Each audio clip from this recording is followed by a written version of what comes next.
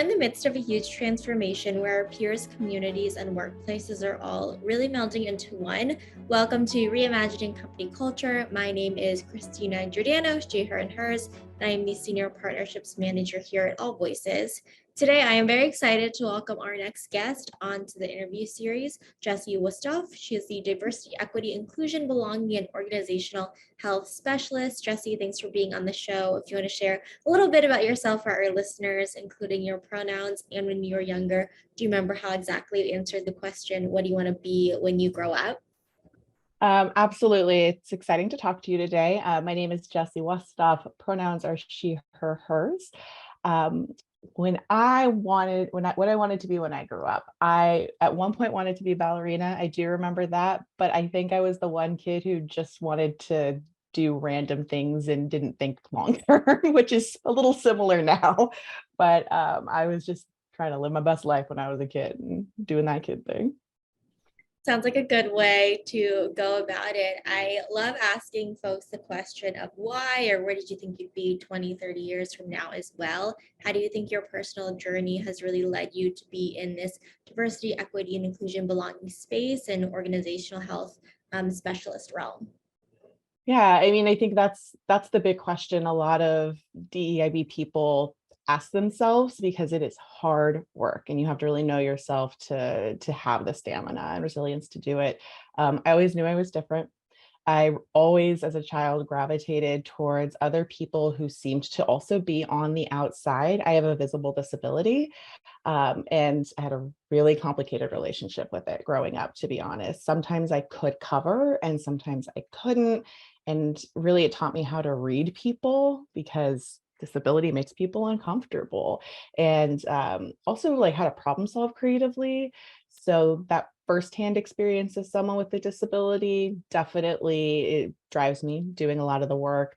I was at a 1,000 person company and the only one with a visible disability, and I experienced explicit discrimination. And that was my moment. I actually never clicked the box saying I have a disability until that moment, because I tried so hard to avoid the discrimination that when it happened anyway, I just figured, well, might as well dive in.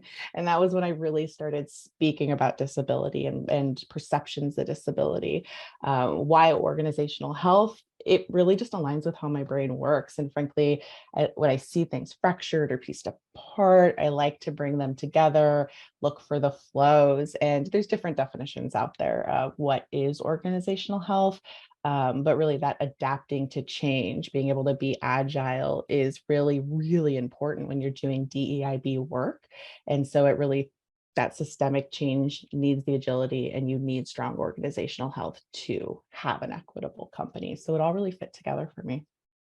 It sounds like it's really kind of a personal kind of motivation for you as well. And you're right, all of these kind of terms and these things that meld together as well for the organizational health of the company, for people to do their best work. They need to feel like they belong and they can bring their ex selves to work as well. When we see companies really leaning into diversity, equity, and inclusion, belonging, a lot of folks want to know, how do I know I am making the steps and taking kind of the next steps to make progress? What are qualitative and quantitative ways you think about kind of measuring this sense of belonging at a company, knowing that this is something personal to everyone? So it is hard. How do you put a number on a feeling can be hard. The good news is there's a lot more work that's been done over the last few years, 10 years even, to try to quantify, to measure improvement in these areas, right?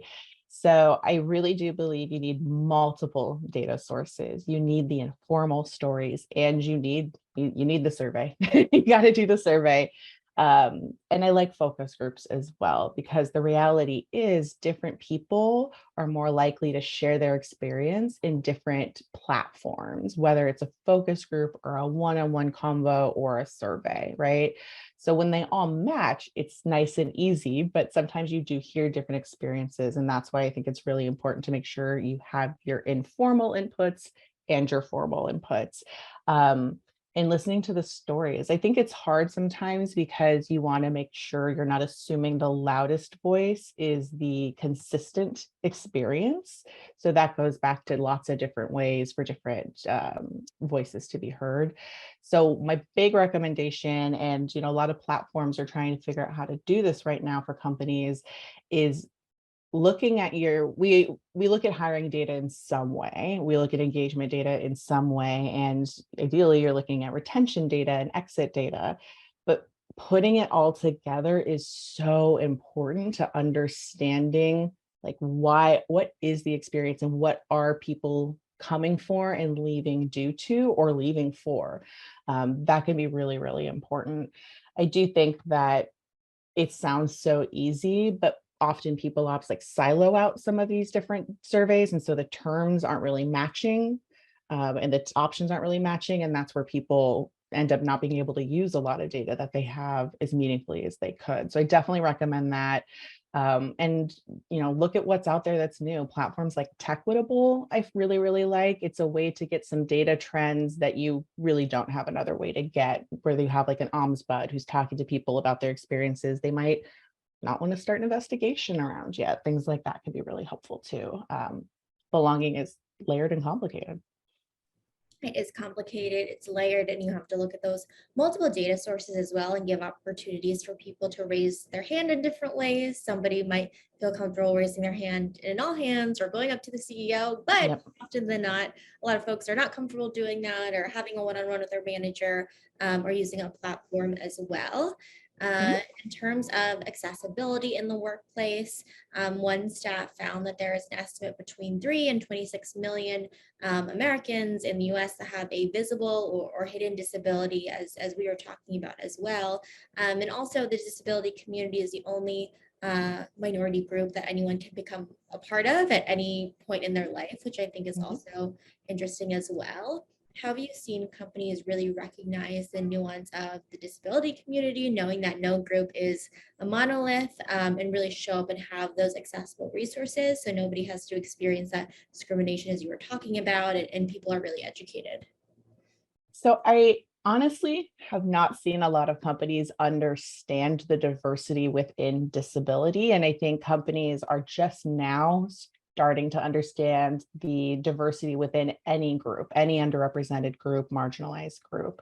And so seeing like Black Lives Matter continue to develop, continue to be in the conversations right now, and hearing a lot of voices saying we are not a monolith is very, very important.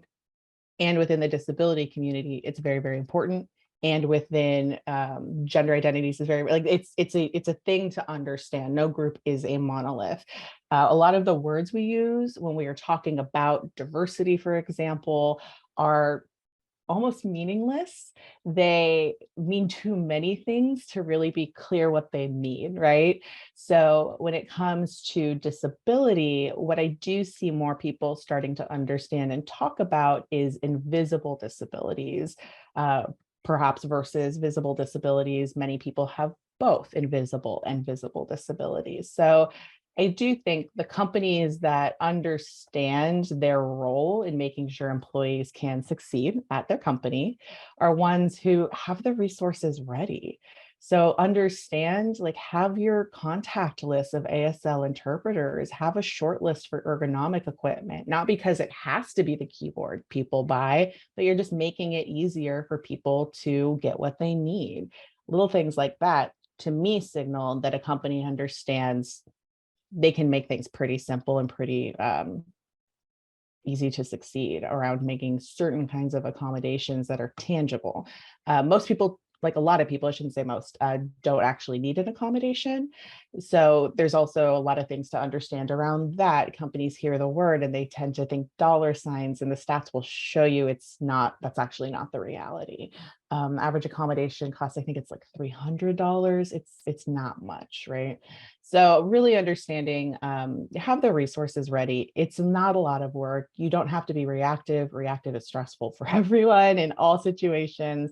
So really in the psychological safety to have the conversations is really important. So anytime I see a company who maybe has a specialist, like they're large enough and they have a specialist around accessibility and accommodations, that to me is a really strong signal that they want to make sure that they're doing right by employees. And I will say, there's been a trend really with an emphasis, I think, on invisible disabilities. I don't want to leave people with visible disabilities behind. So I think it is important to understand the nuances and understand that there are some overlaps. We're all struggling with people's assumptions about us. Our relationships with those assumptions are hard.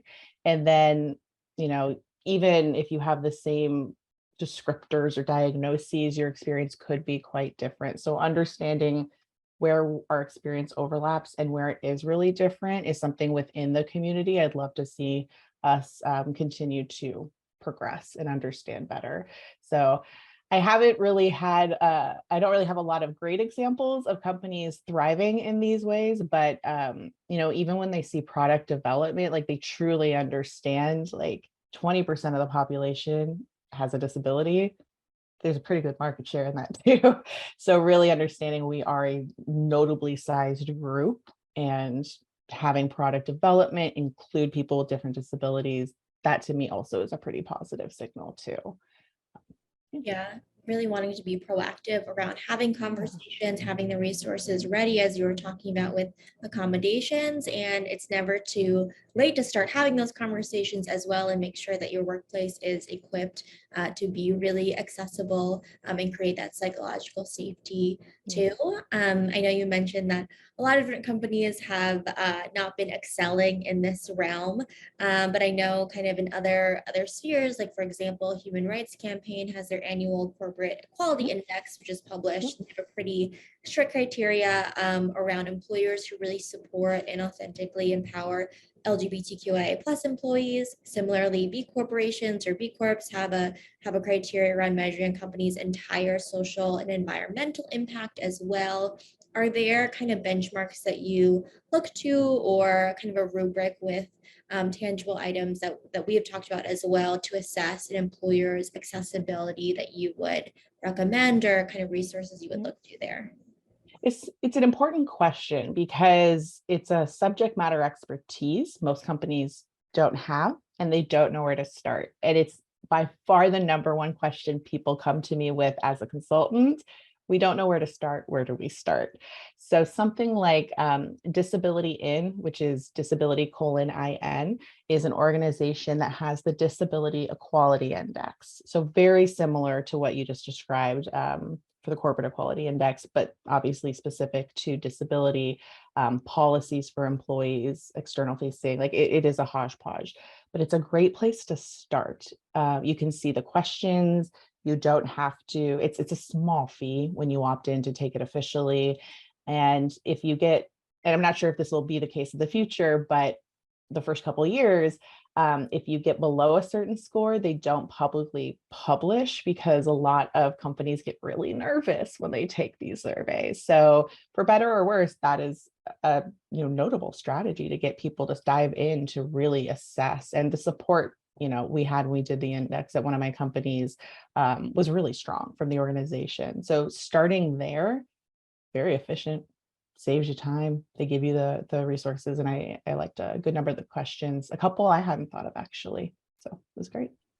Yeah, I think that is a great resource. And as you're talking about, a great place to start. We're not looking to check boxes here, and really looking to dig into this work in a holistic way as well, and making sure we're continuously improving. When you know better, you do better as well. I think it's a Maya Angelou quote there. As we were talking about, everyone is at a different part of their belonging journey in general, but also in terms of organizations and leaders creating really inclusive companies as well. So I know not a lot of stars in the space, but is there any kind of company that comes to mind where you're saying they're making a clear investment in creating a disability inclusive space? And if so, why? So it's interesting because there is a large range of investment into disability communities.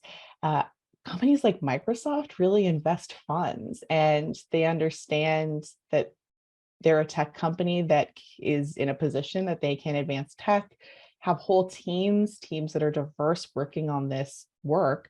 They have like a great game controller, for example.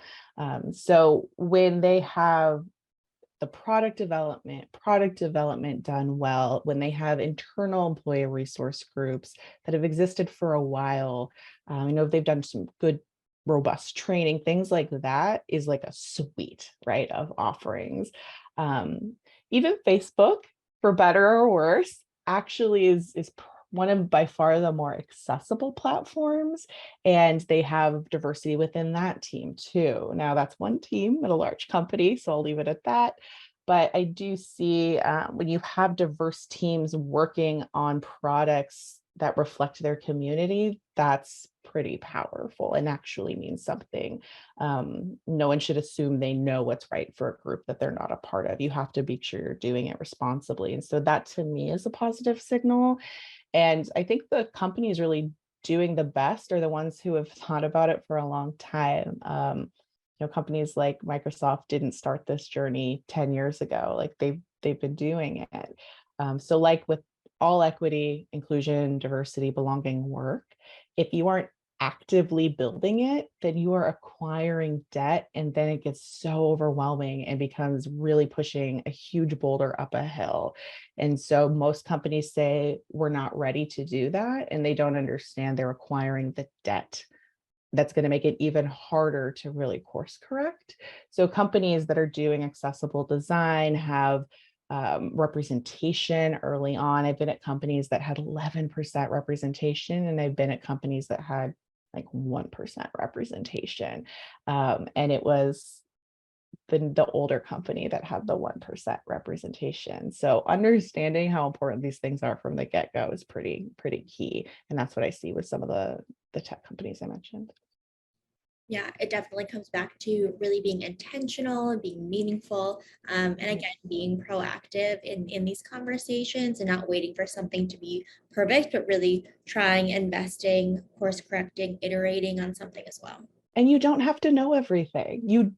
Nobody knows everything. I don't know everything. You don't know everything. So making sure that you start to acknowledge what you don't know is very important. Yeah, acknowledge what you don't know and then seek out those resources, the Right. education.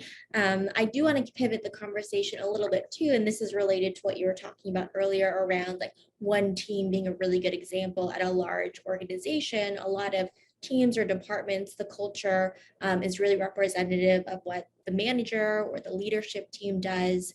As well, that modeling behavior is really important.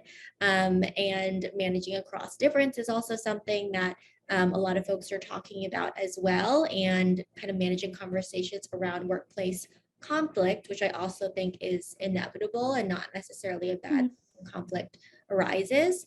But only 39% of folks in one study reported actually being trained or talking about, coached, and handling workplace conflict. How do you think about really resourcing, especially new managers, to have these hard conversations, knowing that nobody knows everything, but it's really important to make that concerted effort to actively listen and so forth?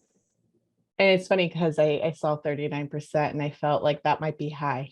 Like I definitely don't think 39% of my network has been trained, just because I know it's top of mind and something people get nervous around when they're having, any type of hard conversation. So I do think training is helpful. Case studies are helpful. Like, yes, that is helpful, but a lot of training isn't timely necessarily. And I don't know about you, but I personally don't remember all of the content from, my can't like certain kind of candor, difficult conversation, those types of training. So really making sure that your sessions, whether they're role plays or trainings in other ways, are timely. For example, making sure that people are properly prepared going into performance reviews, because those get really tense sometimes, is important. It is a lot about timing. And I really strongly believe people need to have the space to practice. Practice if they're nervous when you're a manager and you're delivering feedback. I love my team. I mean, my most recent team could not have been better, like just gelling. And it didn't mean I wasn't nervous to give them feedback because I cared and I really wanted them to succeed. So having those practice spaces, it's really hard. HR is not abundantly resourced in most situations, but as the head of, diversity, equity, inclusion, belonging, I always offered myself as a practice space. If you have to give feedback, is going to be triggering for your employee, let's think about the way to not turn it into a conflict, right? So I think that's really important. But more than anything, what I think a lot of companies, some of them do understand, but it's hard to really understand how complicated it is right now. The best thing you can do to help people with difficult combos, workplace conflict, is to keep the overall stress level lower. Honestly, I mean, I've seen some companies who I've talked to that are having like every other Friday off right now because people are still pretty tired from the last couple of years. I'm very tired still. And I think that is really important because how do I know people are too burnt out? It's when I see people that I normally can have debates with and discussions with start to get snippy, basically, start to just get tired enough to forget their normal communication style almost. I've totally done it too. It's one of the first things I know means I need to go to bed early. We all just get tense sometimes. So making sure that your managers and all of your employees understand that, like, take a step back can be really powerful as a lesson coming out of trainings. And if you start to see people fighting all the time, HR seeing a lot of reports, it means you have an overall wellness issue at your company. And that has to be addressed. No training can fix that.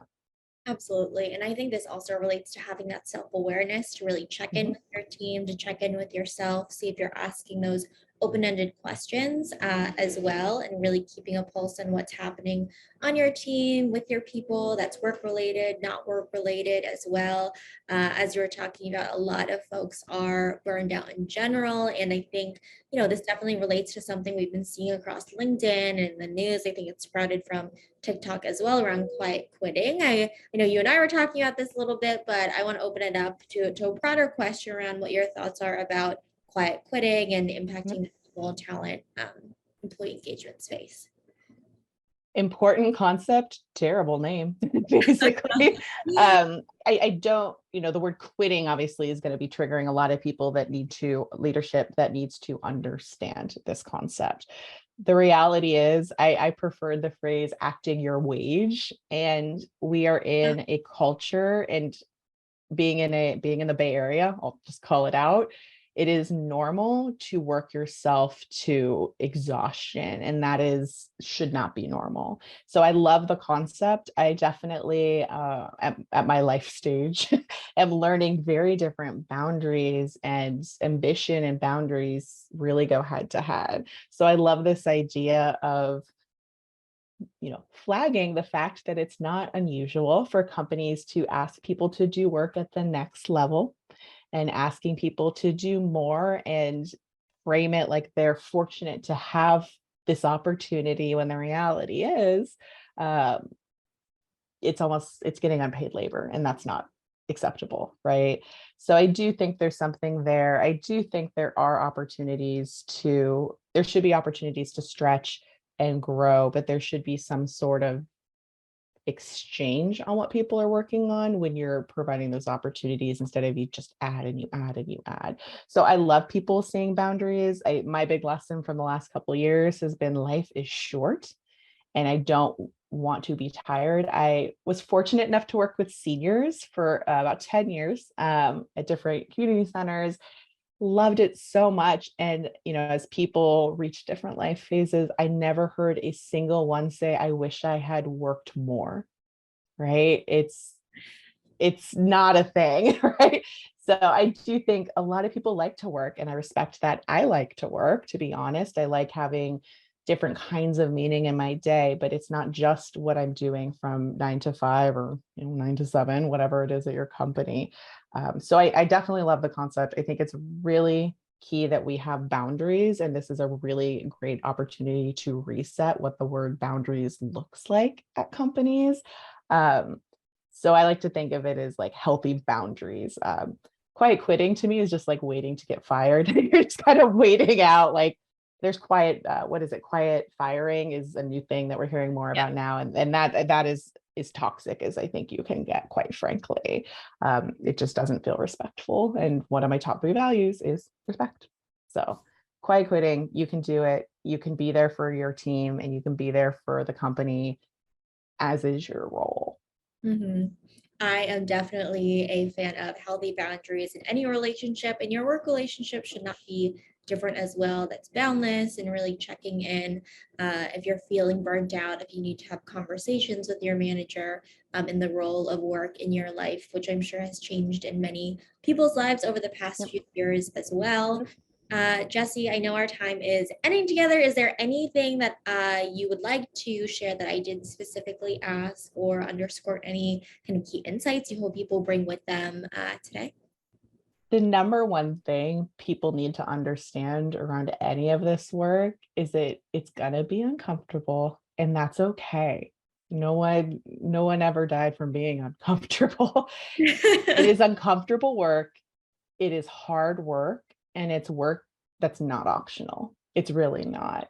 So the sooner you can become basically the sooner you can become okay with the discomfort, the quicker you're going to learn, right? Learning is uncomfortable, learning can be stressful.